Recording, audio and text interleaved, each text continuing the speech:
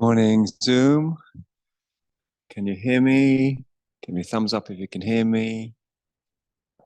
Hear me okay? Yay. Quite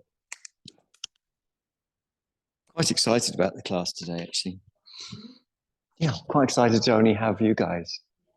I mean, it's better, isn't it, without the riffraff? Yeah. We're going to start by sitting in Sukhasana. So make sure there's a gap between the legs and the pelvis. You can sit on a block or sit straight on the floor or sit on two blocks. But if you're on two blocks, the rule is use a blanket underneath your shins. Jnana mudra, nasal breathing if possible.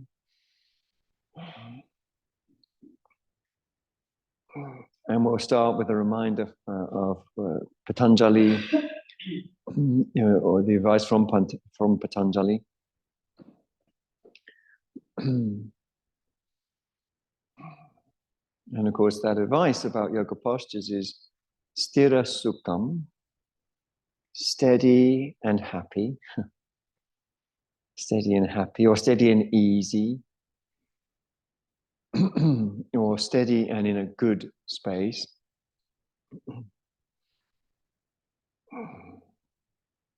And then relaxed, staitilya. So relax. Sometimes we have anticipation that's nothing to do with the moment that we're in, but sometimes it's just a general anticipation, isn't it?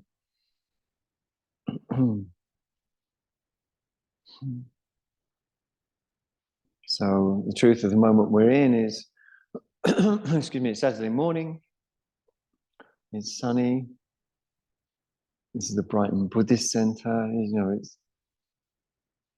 not the London Stock Exchange, it's not raining, it's all good. That's Kate coming up the stairs. Kate, I recognised your cough from a mile away. Have you? It's not an infectious thing, it's just gone on and on and on. Have you got the same?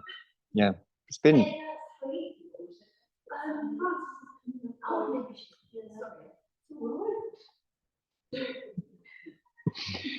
Bring your hands to prayer and breathe deep.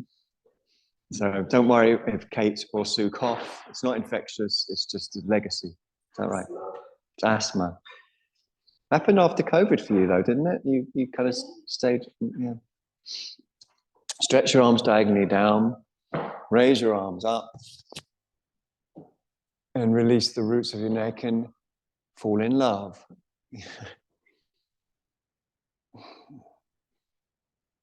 So that sounds a bit abstract, doesn't it? Just to say fall in love in the middle of a yoga pose, but what is it to fall in love? What's it like to fall in love with anything, with a record, an LP, a long playing record, or a person, or a place. The number one quality is you want to give, and the number one thing you want to give is your attention, because it's the number one thing you have. That's your life, isn't it? What you place your attention on is your life. That's the life you're living.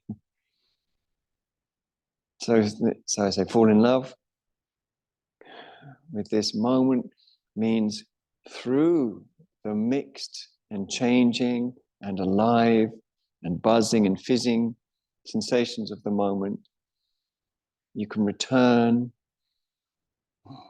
to the interdependent field that this is all part of. And so we could say it's falling in love with the goddess, because that's often what the interdependent moment is described as. Prakriti is the name, which is the name of a goddess. But it means all of creation, prakriti. It's exactly the same as the creation in Sanskrit. Take a big wide circle. Bring your fingers onto the floor behind you, fingers facing back. fingertips on the floor, and roll your shoulder blades down your back. Lift your chest up, breathe through your nose, and feel your waist, and feel your lumbar, and feel your breath. And move in ways that are meditative, that is to say, soft, interested, and in love. In love.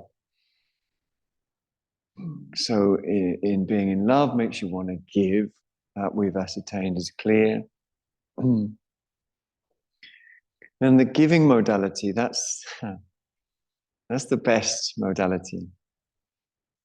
I mentioned that maybe it was 2 weeks ago, maybe 3. I had a sort of, it's going to sound very, very hippie, but that's what you'd expect from a yoga teacher, I suppose. I had a revelation from touching a tree. It was actually just a yucca. That counts as a tree, I think. The trees are in the modus operandi of giving all the time. That's just their modus operandi. It's just what they like. Give. That's just how it's just give. There's no question about it. Of course, there's research in various books about this as well. And then I thought, what a way to live. What a way to live. So what are we giving to? What's in this whole moment?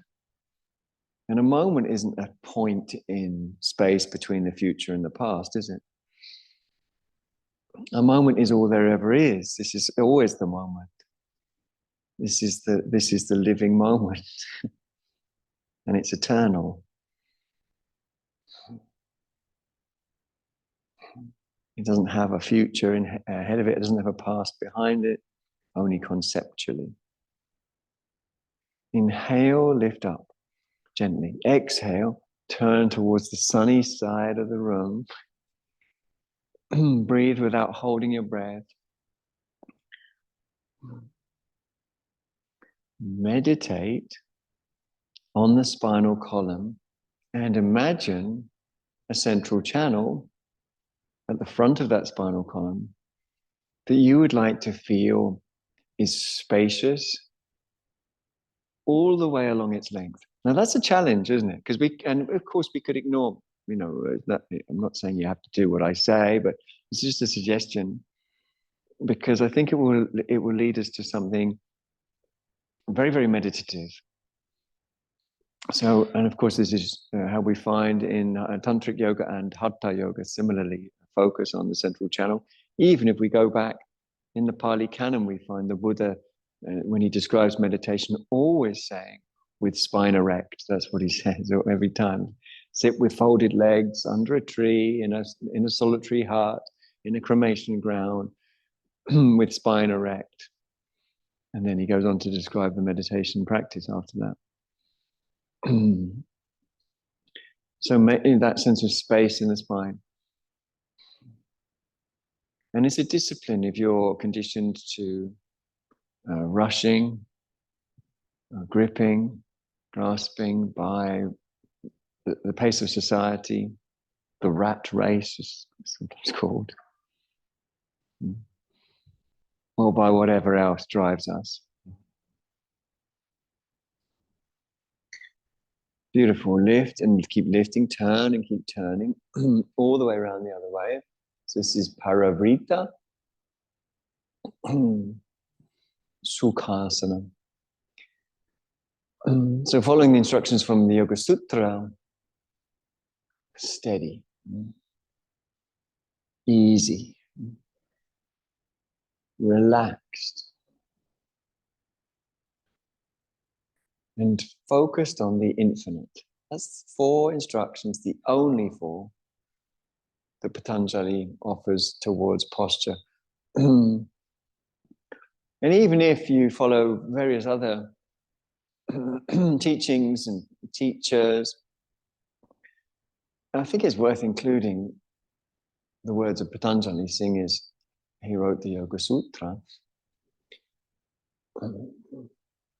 at least experimentally, at least to see how they, what their effect is.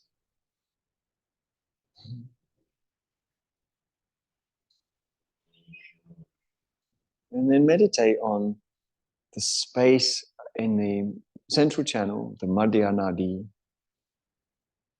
all the way along its length. It's a discipline. But I don't know, you may be less restless than me. As a personality, I'm a bit like one of those bouncy balls that I used to like back in the 80s and 70s when I was a kid. Well, not a space hopper, but I'm a bit like one of the. I did have a space hopper. I had a blue one that looked like a kangaroo. My sister had the classic orange one. Yeah, yeah. So they were pretty good. Some of it, but more like those little bouncy balls, that you throw and then they go everywhere. You never know where they're going to go next. So that's what my personality is like. And I think society is a bit like that as well.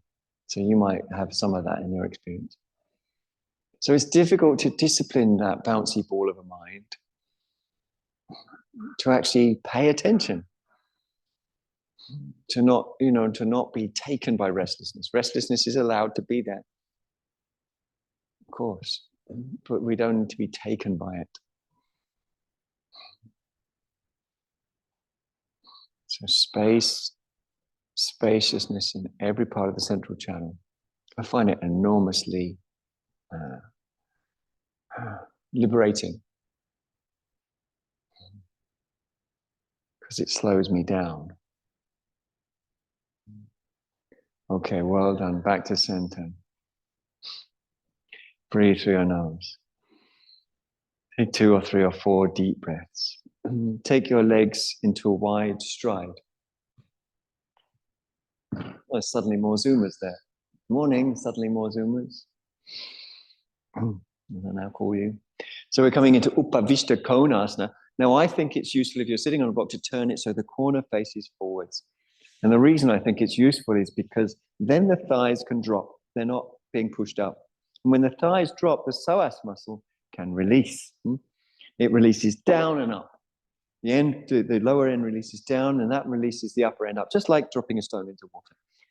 Make sure your legs are equidistant apart. Now, it's not, some people can go really wide, like to Samakonasana, which is the box splits, but this is not an attempt to do that. This is a different pose. It's called Upavishta Konasana. One way you can gauge it if you've got quite a lot of flexibility is reach for your toes. If you can't hold your toes and you've got a lot of flexibility, you've taken your legs too wide. Obviously, not all of us can hold the toes, so that's fine. You don't have to. That's just a guide for anyone who might be going too wide. Holding the toes and staying holding the toes is one option, or bringing the hands on the floor behind you, fingers cupped and rolling the shoulders and lifting the spine is another. Either way, the thighs go down and the spine goes up. And that's a discipline for anyone who has a bouncy ball mind.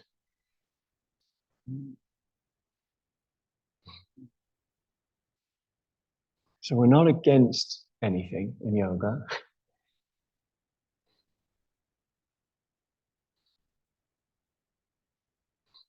And we're not against the bouncy ball mind. But at the same time, we're not going with it. We notice it, we allow it, we're kind to it. But our discipline is on releasing the top of the thigh bones in a holistic way. That is to say, in a way that involves the breath as well. Some people, when they hold, for example, big toes, if they meditate on the dropping of the thigh bones, will find the pose moves by itself. And of course, you can go with that if you want. But trying to get to the floor, that's a loser's game. Because even if you get there, you're making yourself feel reliant on conditions that are inherently insecure.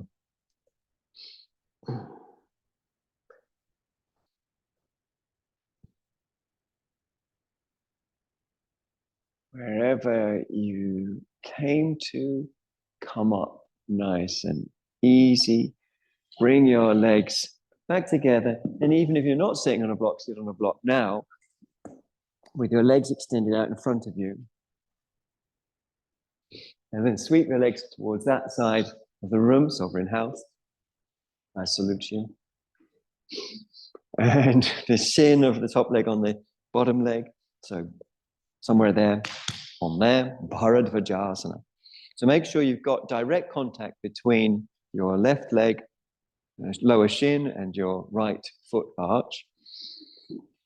Then a bit of lifting and shifting. So just to kind of rearrange it so it feels more settled. Then meditation on breath, which is a meditation on trust, which isn't something you do. If you try to trust, then that's still got mistrust in it, because it's a sort of effort, it's a belief, it's a sort of faith in something. But here, trust is a meditation on relaxation. Lift and turn away from your feet. And as you turn away from your feet, again, come back to your breath. Come back to the relaxation of the inside of your back knee, the back knee meaning the one you've turned furthest away from.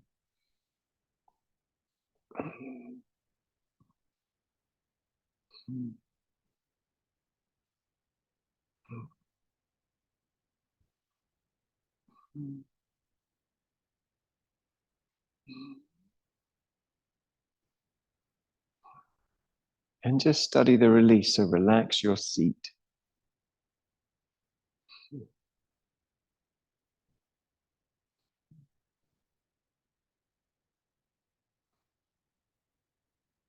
Nice and easy. Return to center. Pause for a breath. Stretch out your legs. Little energy bath.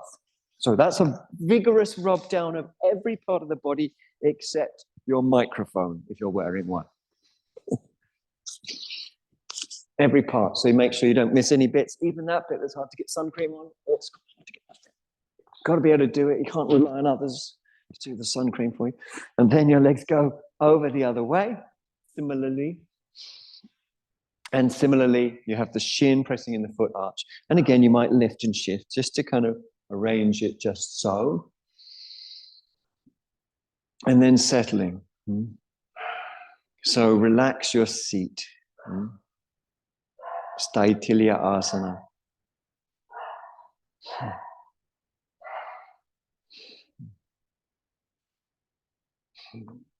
In other words, notice if you have a tendency to reach out. Like some of us find the present moment, just out of conditioning, difficult to be with. And that's not because there's anything wrong, because it's nothing wrong, is there? I mean, it's nothing wrong. But we're used to, like, the present moment isn't enough, we presume. It's not, that can't be enough. Or the present moment has unpleasant sensations, and I only want all the time pleasant sensations, which is impossible, by the way.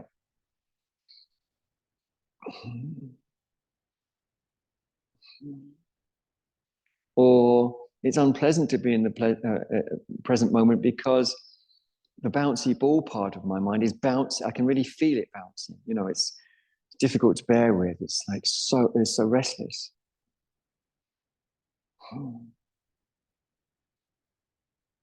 But it's all, it's all fine that the present moment can contain bouncy ball mind, unsettled mind. And all of this kind of conditioning causes this reaching out. It's called upadana, and it fuels the whole cycle of samsara. Upadana. It literally means fuel, but it's translated usually as reaching out. Inhale, lift and turn away from your feet. And instead of reaching out, settling in.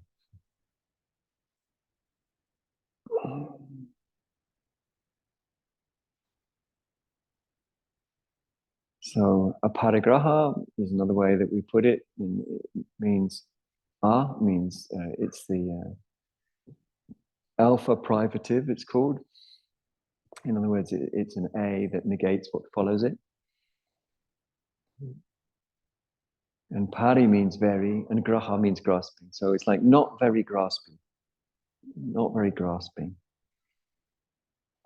And that's one of the curbs, one of the ways in which we keep ourselves on the path to yoga and don't stray.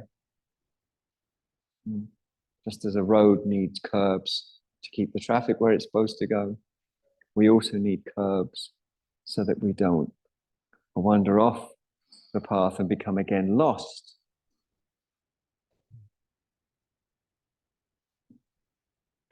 Okay, well done. Return to center. Adho Mukha Svanasana.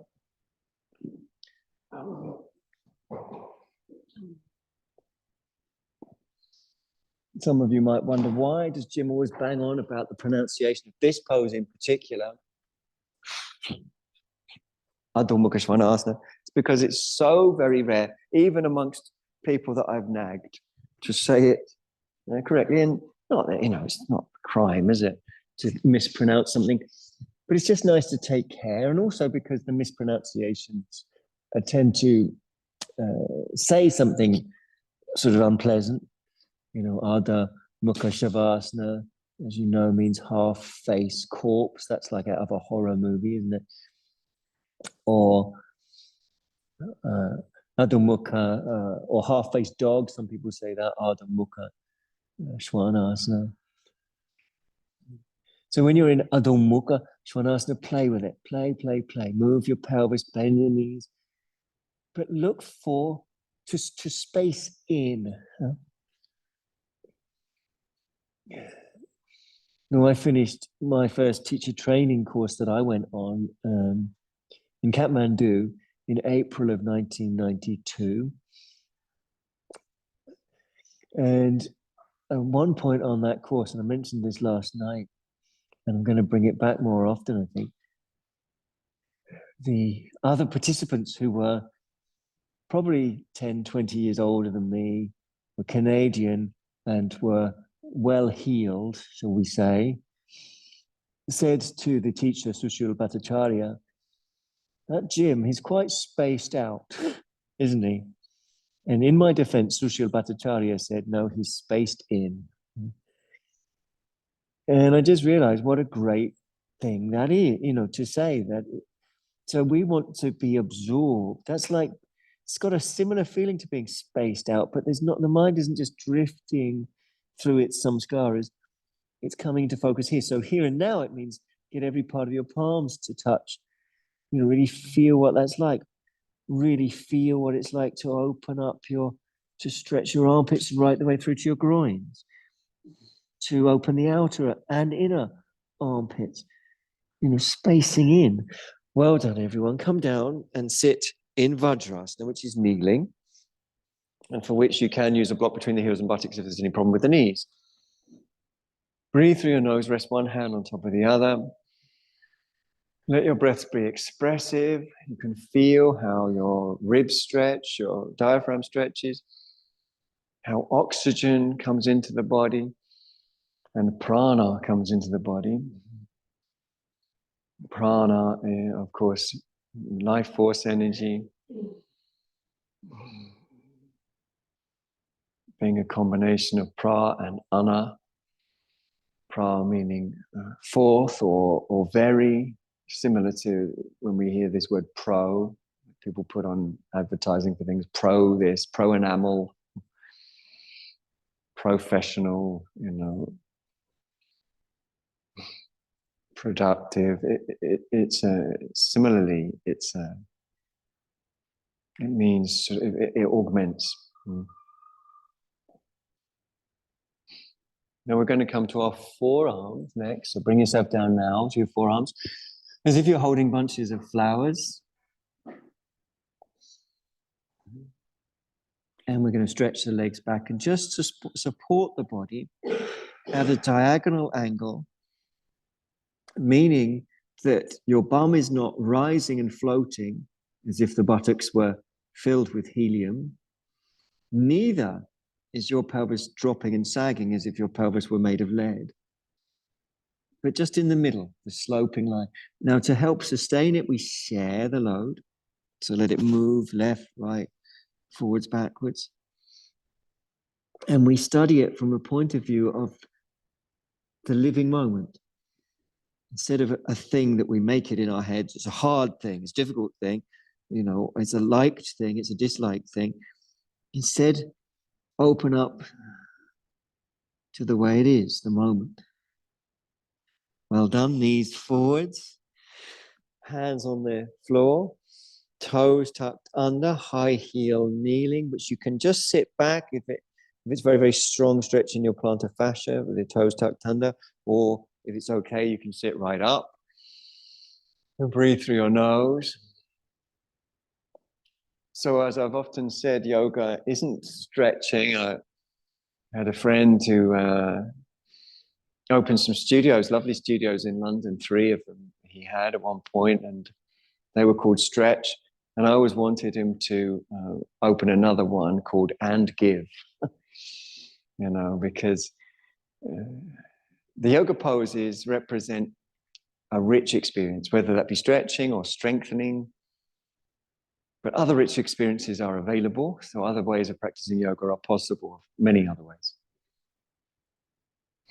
But the rich experience is stepping stone 1. There are 2 stepping stones you need to tread on. The second one is giving. You give to the rich experience. Then you will cross over into the interdependent direct experience. And that's how clinging stops. Well done. Not because not everyone loves this like I love it. We'll come out now out of compassion. Well done. And stretch your legs out when you're ready. Now, speaking of poses that not everyone loves, let's come into full boat pose. Are you ready? Lean back. Raise your legs up. There you go. You can do it with bent knees. That's good, Kate. Looks really good. Yeah. Enjoy it. Breathe through your nose. 3 C's. Calmness, conditions, connection. Now, B.K.S. Iyengar, in his Modern Postural Yoga Classic, Light on Yoga, suggests that we stay for 60 seconds in this pose. And you might be thinking, get out of here, B.K.S. Iyengar, but you're already up to about 40. So we might as well see it through. Try and let it be a little bit more amorphous. Yeah. Okay, cross the legs. Well done. Sit up. Well done. Good job. Draw the buttock flesh out and back. Very good, everyone. Well done. Johnny, you don't like that one, do you, very much? Not keen, no. Palms up. Well done. Take 3 deep breaths. Now what does it feel like? Not what do you think of it, but what does it feel like? This moment, I mean. So thinking comes in and it sort of labels everything. I remember very early on when this Buddhist Centre first opened its doors, which might have been in 2000, Vesantra, who's a wonderful gentleman, did a talk here, and he kept talking about sticky labels, and he kept doing this sort of gesticulation like he was licking a label and sticking it onto something. Sticky labels on everything, with it, that's what this is, that's what that is, that's what this, and that's normal, isn't it? That's the way the mind divides things up. It's a convenient lie. And for this reason, Buddhists talk about the 2 truths, the doctrine of 2 truths.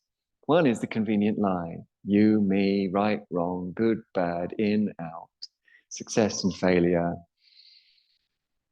mine and yours, us and them.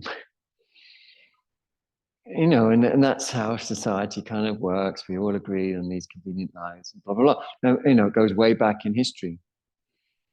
Steve Taylor, in his fabulous book, The Fall, even talks about convenient lies for the purpose of planning. But if you lose touch with the deeper truth, then in fact, the labels do not designate one thing from the other. The reality is everything is interdependent. If you forget that completely, then life loses all its meaning and connection and joy. So we come to yoga to remember the goddess here and now as a direct experience that we are, that what we normally call myself is.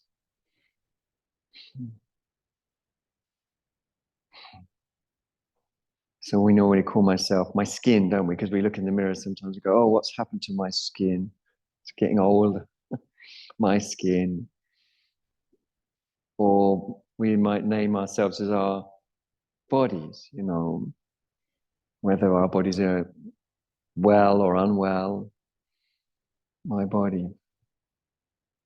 Or maybe our things.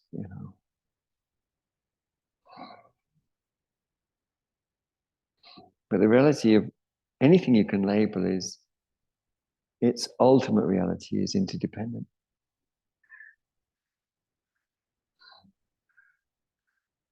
Now I'm thinking that we did the full boat, and not everyone liked it, so perhaps if we cut that in half, we might feel happier.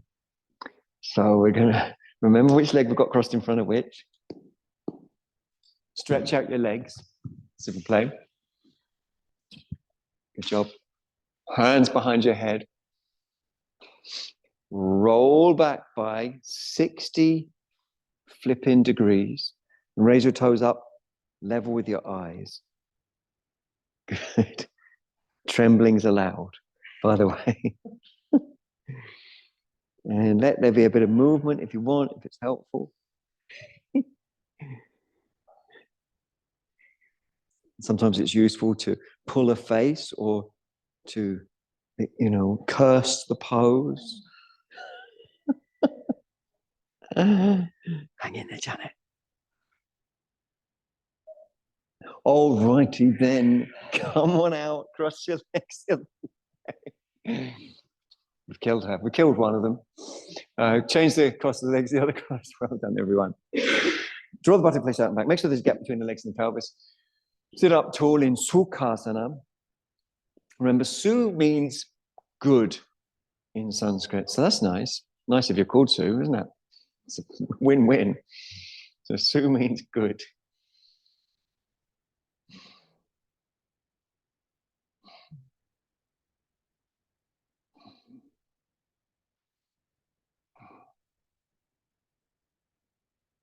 So ironically, we all know of the awful, use of the swastika for the far-right extremists and obviously the Nazis and so on. Terrible. But the symbol originally was a symbol of Buddhism, really. And it was made of two words, su plus astika. Su ashtika is the Sanskrit, su ashtika. That naturally drifts. There's a little glide that happens that makes you want to say a V, so it ends up swastika. So it ends up going suvashtika and then swastika in time. But su and ashtika means it is, and su means good. So isn't that weird and awful that the Nazis misappropriated that symbol so horribly? So it is good, suashtika.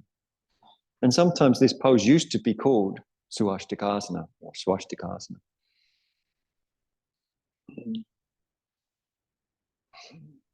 And it represented, before it represented madness, it represented balance, poise. In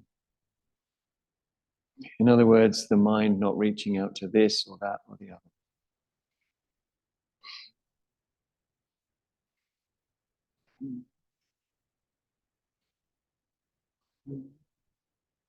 Just settling, shoulders dropping.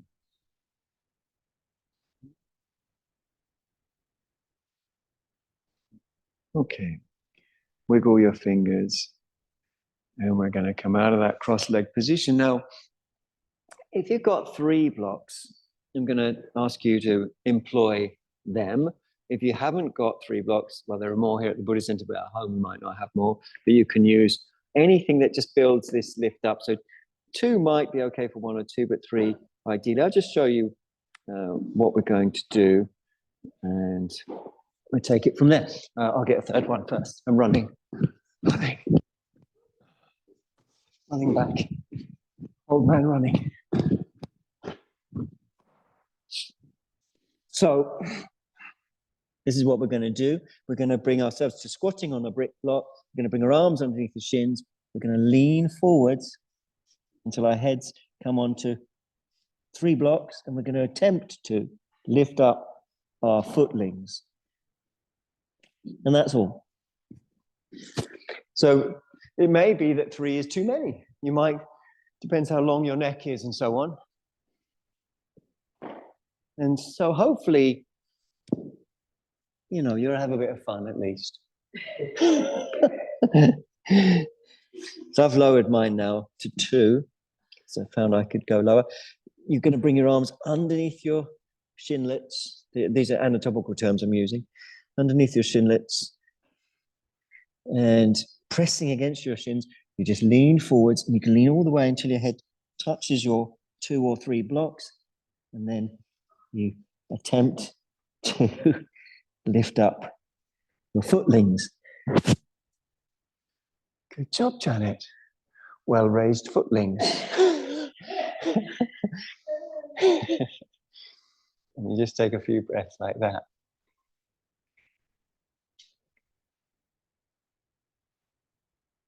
Yeah, and then the other one.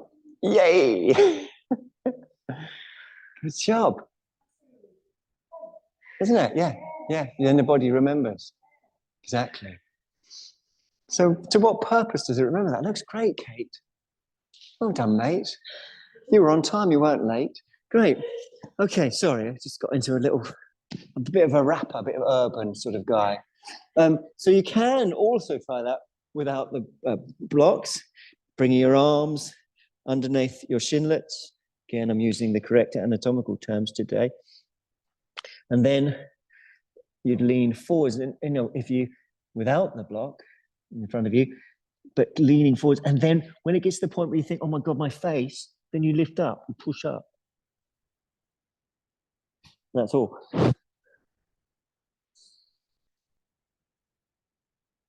Yeah, Norma. Go, girl. I like doing one push at a time. Do you? Thank you for letting us know.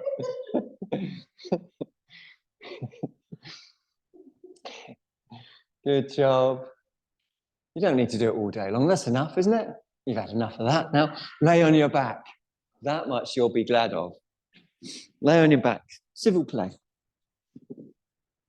Which, as you know, is Japanese for lay on your back. Civil play. Take a few deep breaths. Actually, I did learn a Japanese word from Yuko the other day.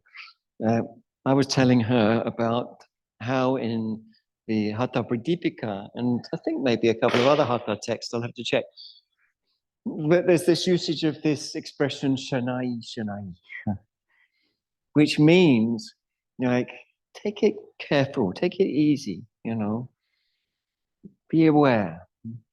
Shanai, shanai. And she said, oh, that's interesting, because in Japanese, shanai means just don't. You often say it to kids, you know, just don't do that. Shanai. So it's, you know, it's like, take it easy, just don't. Or, you know, to me, those both point to this non-reaching out modality. You know, there's a huge pattern within us or programmed in us to go to the next thing, get it done, next thing, next thing, next thing, next thing, next thing, next thing, next thing. And then once I've done all the next things, then I can relax, you know. But, you know, as the people that paint the bridge in America, that's in California, you finish one end and then you've got to start again, you know, you just keep going.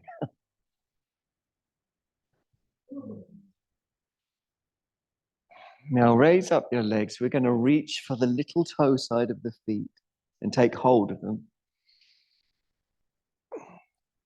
Now, I don't always love Sanskrit mistranslation. I've got to admit, I can be a bit snobby about it at times. But when Ananda Balasana is translated to laughing baby incorrectly, I quite like it. I like to evoke, the sort of carefreeness. Now, I know it might not seem like it, but in terms of time, it actually was almost no time ago that what you are was a baby. Almost no time ago, a few decades. And when you were a baby, you were laying on your back occasionally like this, perhaps on your changing mat. And you weren't thinking about your gender. You didn't have any idea and any label for gender, your age, nothing like that. What you were supposed to do, what you were doing wrong, what you were doing right.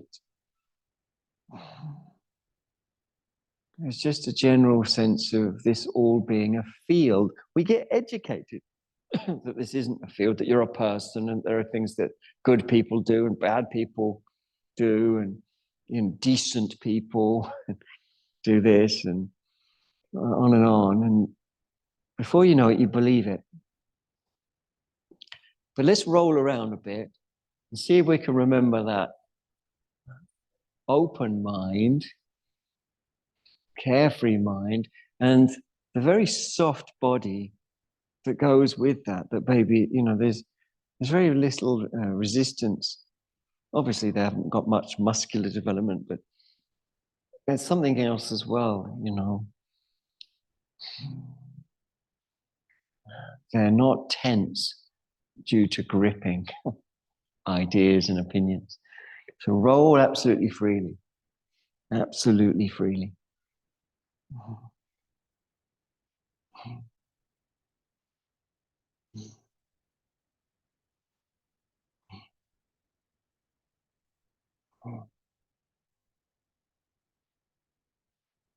I think it's wonderful for the back. Sometimes you can roll and push one leg down more than the other. That could be really good.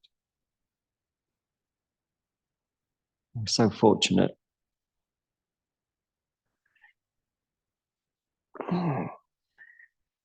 Now, release your feet and cross your feet over one another in the air, as it were. So you cross them over each other and have them bent. Bring your arms through the inside of your legs and have your hands as if they're on the floor. And just hold yourself like that. So this is Bhujapidasana for the lazy yogi. But even the lazy yogi is still a yogi. So there's still quite a lot of tone, isn't there, in the deep belly.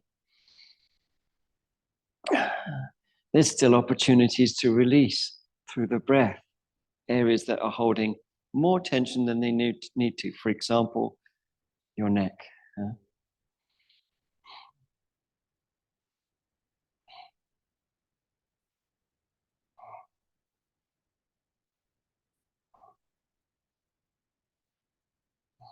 It's all about the breath. Okay, gang, slow and easy. Release your feet. Pop your hands underneath your head with your fingers interlaced. Good job.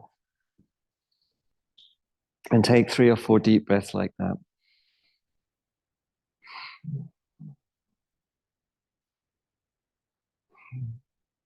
Fingers interlaced. Lift up your feet from the floor. Can you feel your lower back pressing into the floor? I wonder if you could imagine and feel yourself accepting the invitation that each and every pose offers for us to release. It's asking, each pose says, you can, if you want, let go of whatever, of everything, actually. Ideas about yourself, nice to let those go. Ideas about others. You can let, maybe you don't think you can. Let me reassure you, you can let them go. Ideas about yoga, opinions, limitations. And once you start really letting go, then what begins to happen is the mind becomes spacious. In Buddhism and sometimes in Shaivism, this is called shunya. Empty, and it's the empty mind that the yogis feel is powerful, know is powerful. The empty mind. That's the one that can be effective, that is effective. Lift up your head and curl yourself up like a chiggy pig, which is another name for a woodlouse. That's that marvelous birthday card you gave to me, Francis, with all the different names of the woodlouse on there. It was a marvelous gift. Chiggy pig is a very cute one. And I happen to find, you get quite big ones sometimes. They're extra cute. I actually tickled a big one on the back this week. Yeah, I think he liked it.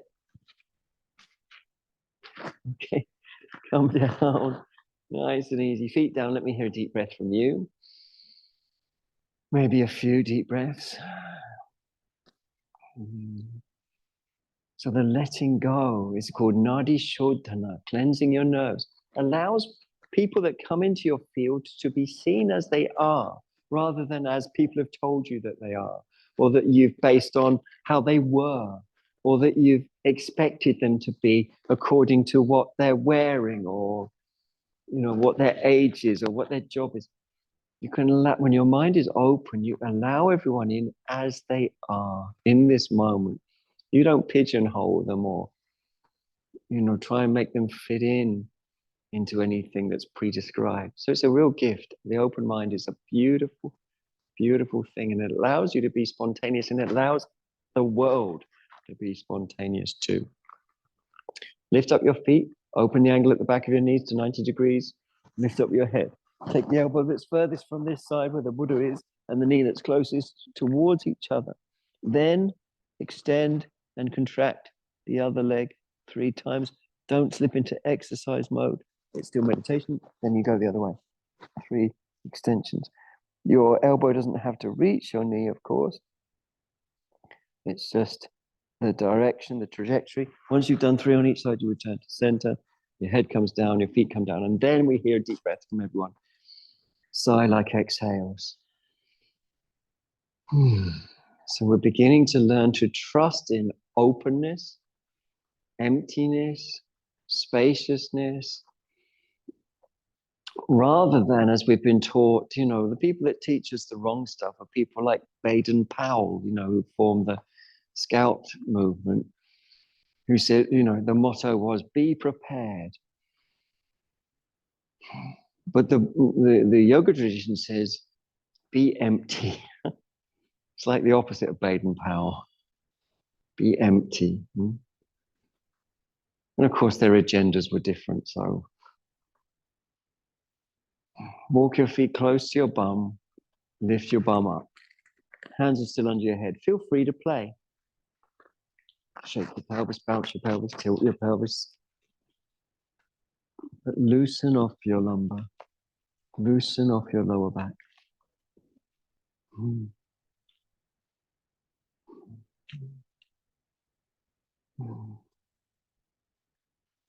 Find ways to move that are conducive to openness. It's true, isn't it, that openness and flow go together? The more space there is in the body, the more it can flow. When there's not space, we get problems. We get problems with blood flow, for example. When there's not enough space in the body, it can cause high blood pressure. Or if there's not enough space in the body, it can cause compression on nerves. We can get carpal tunnel syndrome or nerve compression in the spine. But space, everything flows. And because the whole of everything is flowing, if you're going to ride the waves of the moment, you have to be as movable as the moment is. Come down slow and easy, land your pelvis. I'd love to hear everyone take a really deep breath in and out, and maybe another. Maybe there's a set of them. That would be lovely. Deep breaths. Jaw soft, eyes soft. Release your hands from behind your head and stretch your arms straight up towards the ceiling.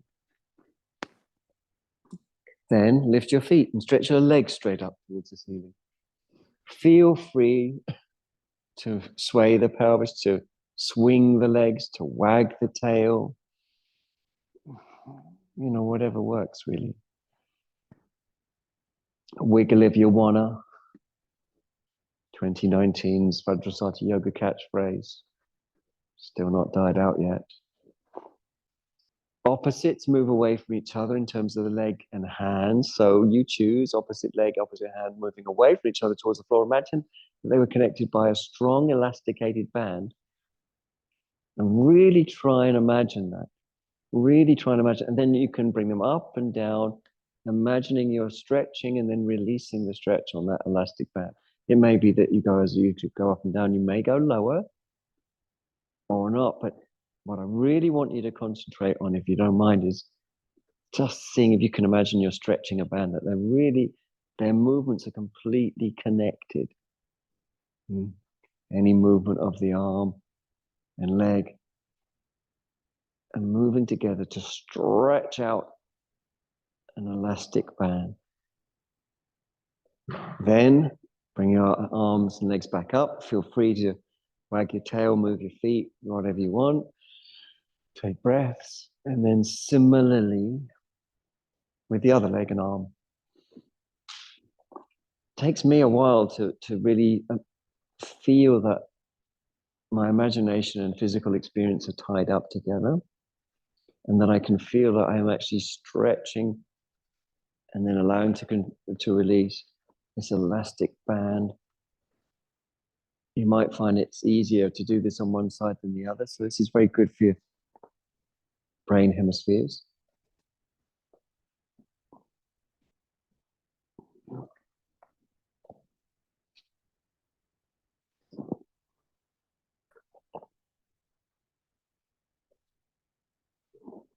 I should add that it's meditative focus on the lower back, being softly connected to the floor.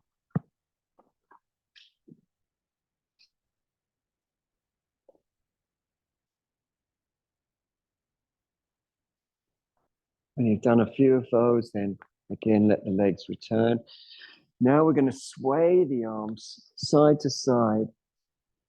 Now you're waving your arms to your favorite ballad, pop music ballad, your favorite pop music performance, your favorite artists such as Cliff Richard or Barry Manilow or Alvin Stardust or any other recent contemporary megastar. David Essex. The list of these megastars goes on. We can eventually bring our arms down to the floor. And the purpose of swaying our arms side to side is that we can move our shoulder blades. Can you feel you can move your shoulder blades? You lift each shoulder blade to lift each arm. Eventually, we end up in Urdhva Prasrita Padasana, upwardly raising both feet, which again is not, the poses are not a thing you're trying to achieve. They're a thing that you're using to return to this interdependent experience. You're using the pose to move in ways that melt you back into the richness, arms and legs and back, melt you back into the richness. The pose is not what we're trying to achieve in yoga. Just a few logical thoughts will make you realize how futile that would be to just try and achieve the poses. We're then going to lower both legs towards the floor at any pace that's comfortable for us, slow, medium, or fast. But keep the lower back close to the floor the whole time.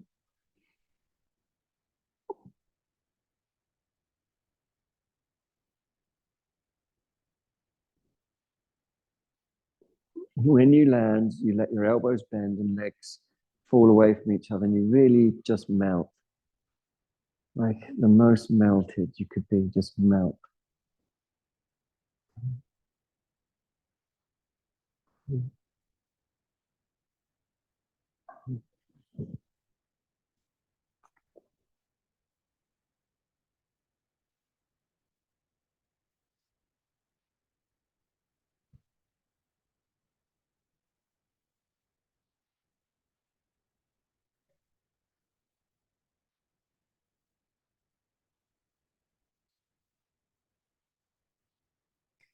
Bending your legs. Place your feet onto the floor. You're very good at that melting, I have to say. It's impressive. Then roll over to face towards this side of the room, where a fairly melted Jim Taran is. Also quite melted after that. Bend the leg that you're laying on. 2 sets of 90 degrees. 90 degrees, 90 degrees. And extend the psoas on the top leg, which is a beautiful project. The psoas is the muscle that comes from the top of your inner thigh across the lateral pubis and into the sides of your lower tummy, or the lower spine rather. So as you lift the leg, understand where the muscle is, and understand that the muscle and the mind and the breath are one thing, experientially. So I'm looking for an attitude shift that melts, that makes that tissue soft enough to lengthen. And it's usually something like surrender. And using that softness, I can lift and land that leg and gradually stretch out that softened tissue. Every time I land the softened tissue, it will get used to that new length of its stretch. And I'll be able to build on that next time I lift the leg up. But remember attitude. And you're just looking for what's effective. Don't worry about whether it's right or wrong. It's effective makes it right. Tummy draws in, push down, lift, and turn. Elbows, forearms, and wrists on the floor. Breathe through your nose if you can. And massage it in. It's important that the elbows are a little forwards of the shoulders. And that the jaw is soft.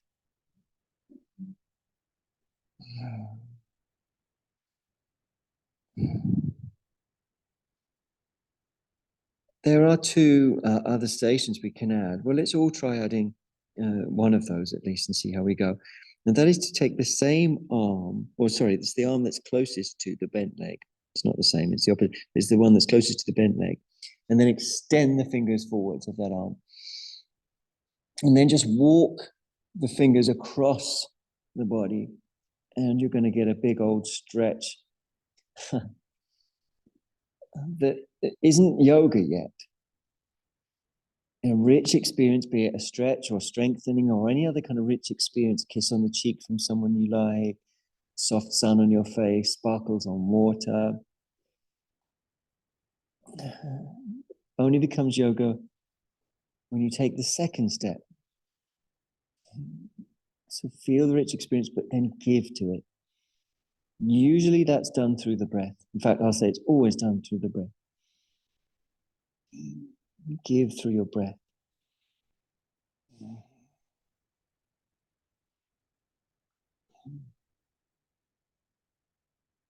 Okay, retract that arm back calmly, back to your elbows, forearms, and wrists. And then the other optional station is to take that same arm, take the elbow forwards and across to the opposite wrist. The opposite wrist doesn't move, only the elbow moves towards the opposite wrist. Then you place your head in your hand. Now hereafter, the only thing you contribute to this pose is length. You stretch from your pubis to your chest, you lengthen your lower back muscles.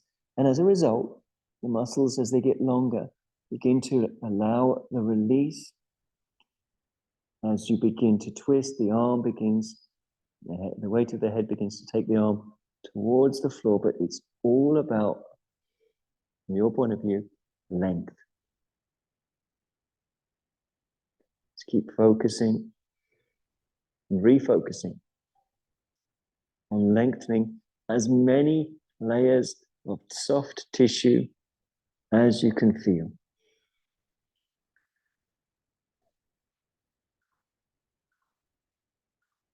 Takes a lot of concentration.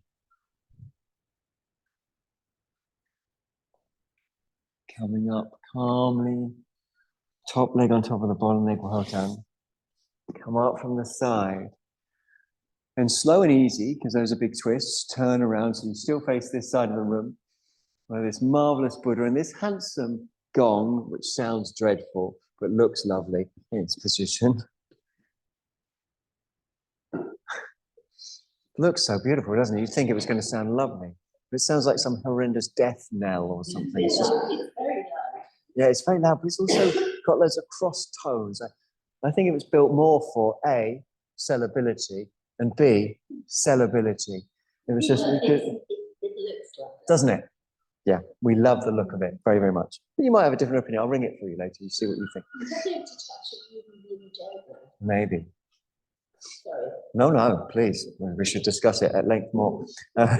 Stretch your psoas from the back leg and breathe through your nose. Of course, you zoom as you can't see the gong that I'm talking about, but it's very, very pretty. It looks a bit like some sort of time machine you could jump into and go through another time. Lift and land, lift and land, lift and land. But please see it for yourself. Ehipassiko. Or ehipashyana. Like see for yourself the effect that the mind can have on the body. See if you can experiment. There definitely is an attitude. You just have to try lots of different attitudes to find the one that releases your inner thigh. And for me, it's letting go of everything. You know, letting go of everything. And you lift and land it. And you can do that for as long as you want. And then when you're ready, the tummy will draw in. You'll push down. You'll lift up. You'll come to your elbows, forearms and wrists. This is the Shayana Maritasana, the so-called resting sage. Jaw is relaxed. Breath is honest. We're investigating integration. Investigating integration. And that always means letting go of that which is disintegrative. Ill will, you know, being caught up. This is why in Buddhism there's such a strong focus on ethics. There's wisdom, compassion, and ethics, the three things together. Because if you behave in ways that are decent, noble, respectful, upright, then it's easy to let go. You know, you don't kind of get caught in remorse or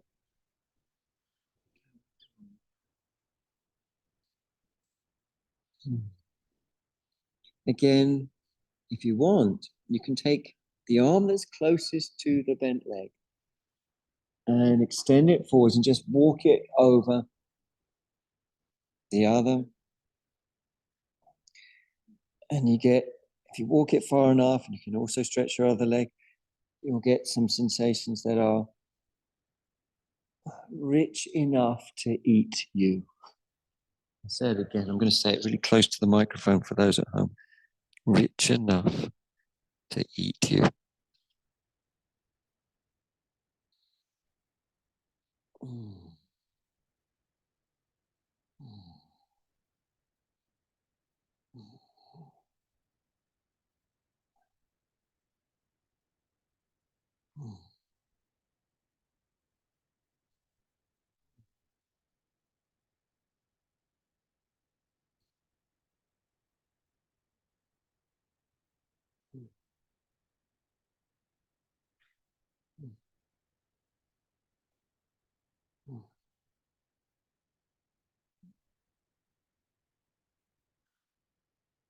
Again, bringing that arm back and perhaps taking our second option, which is intense, taking that same arm, taking the elbow of that arm across to the opposite wrist.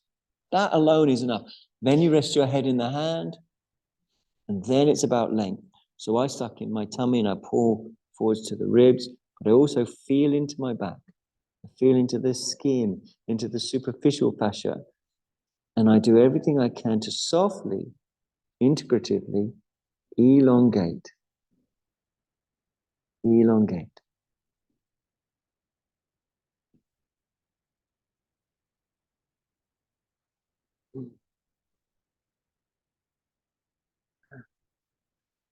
So you can't rush it, you've got to keep, can you feel the skin across the bones of your back and the fascia? Can you stretch that?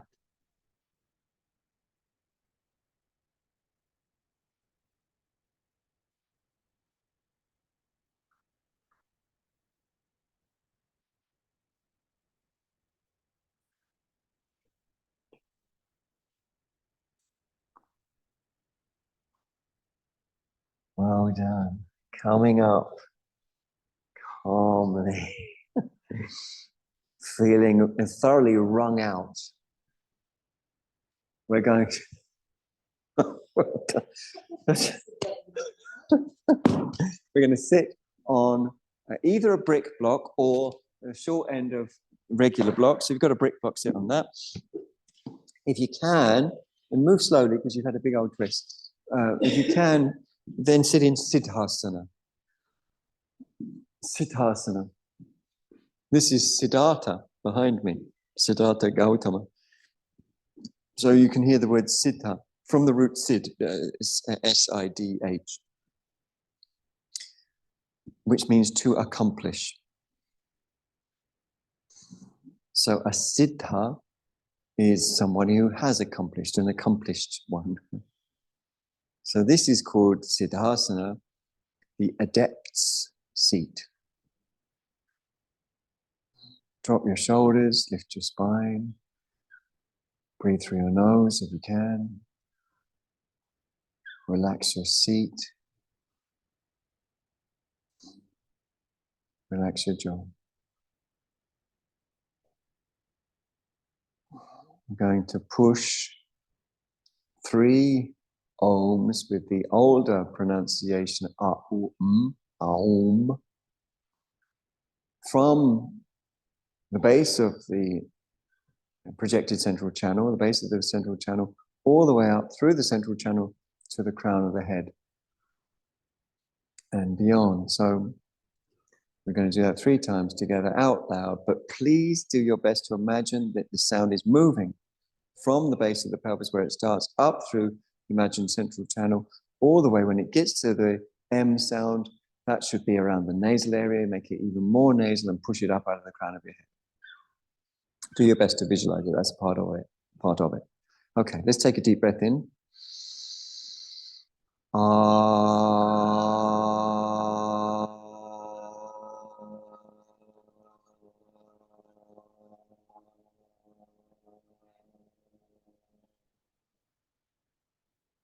Out of the crown of the head. Next deep breath.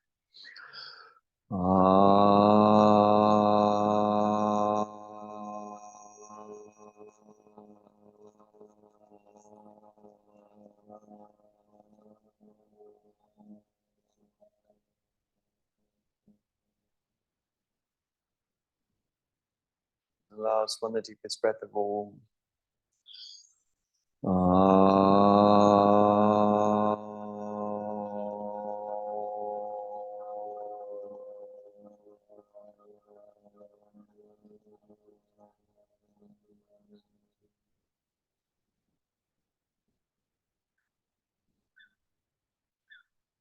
And deep breaths follow naturally. Drop the shoulders. Relax the seat.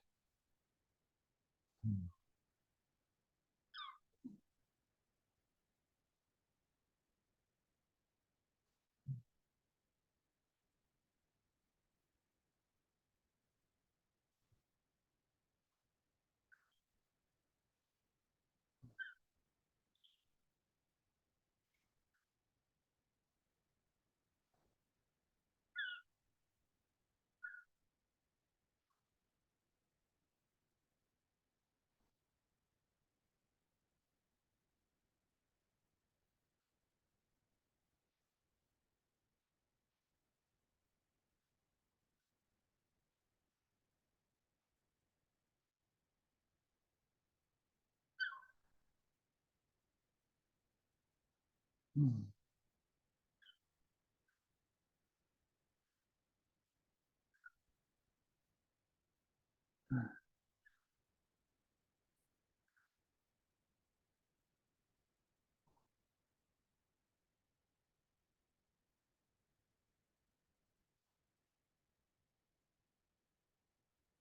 going to come to laying on our backs, flat on the back, with the palms facing up. For this very useful practice that we find in the Dattatreya Yoga Shastra.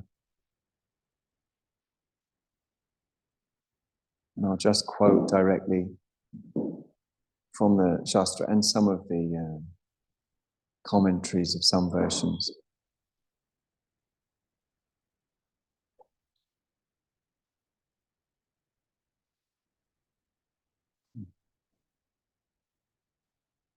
To practice melting yoga, Laya Yoga. Find a place you can be on your own. A place where you don't have to feel pressured to be or not be anyone's anything, even your own anything. Male, female, good, bad, hardworking, easygoing, no pressure to be anyone's anything, anyone's partner, friend, parent, family member of a social group. So you find a place you don't have to be anyone for anyone. And you lay on your back, your mouth facing the sky, with your limbs loose, as if you were dead.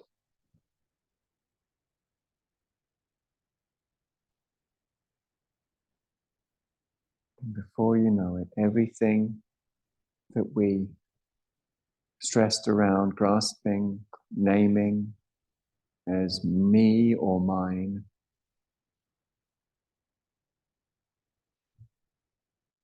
returns to its source as part of a field that it is eternally, an eternal field of codependence, interdependence, endlessness, an endless dance. That field is known as the mother, the matrika. That field is known as the garbha, or the yoni, the womb, or the source, or the origin.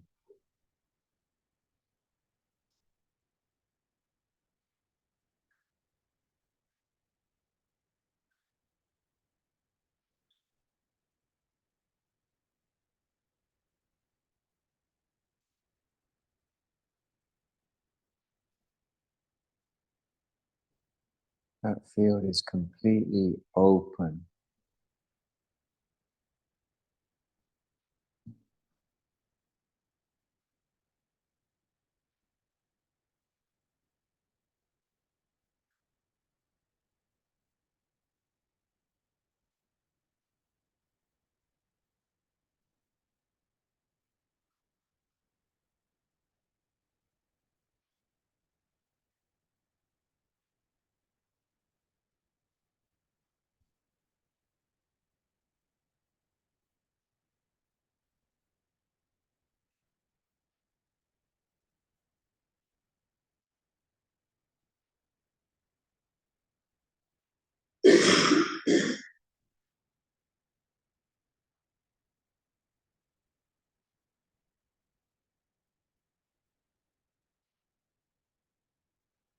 We can sense consciousness, intelligence that is not tied to anything in particular, that permeates through everything equally.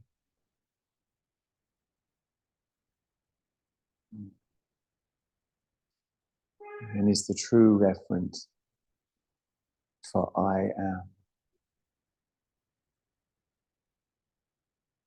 Aham asmi.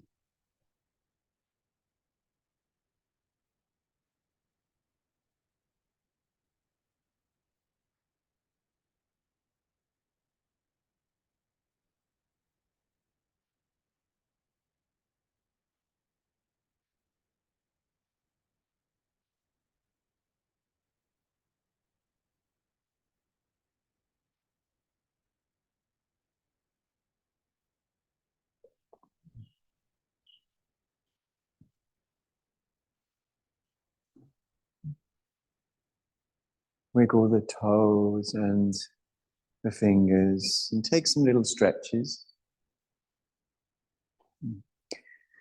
Investigative stretches.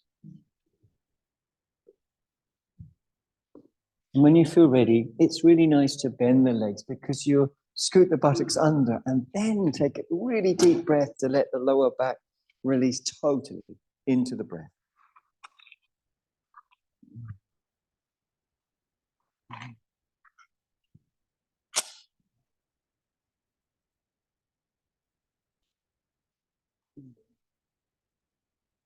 When you're ready, roll onto your side, facing away from this side of the room.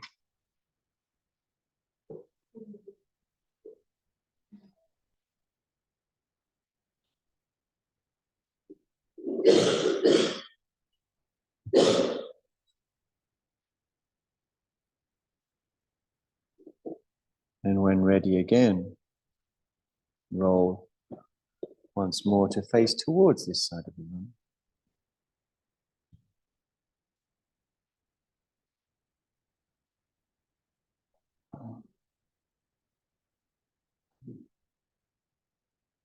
Slowly let light and color filter in.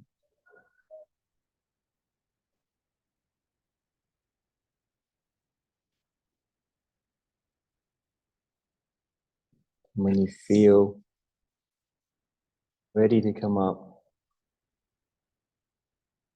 bring yourself up nice and easy from the side, using your arms to assist your ascent.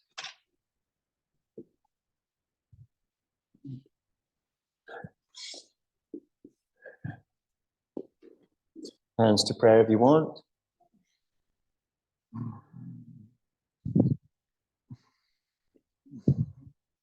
May any benefit that we've gained interacting in this way go to the alleviation of not just our own suffering, but the suffering of all beings.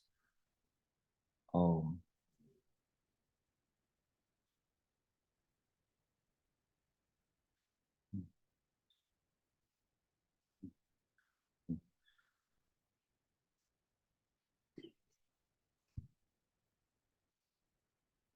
Thanks ever so much for coming, Roomers and Zoomers, Roomers in the portal here. Thanks for coming, guys. Very much appreciate to see you. Mwah. Thanks for your time. Oh, shucks. Love you loads. Stay out of trouble.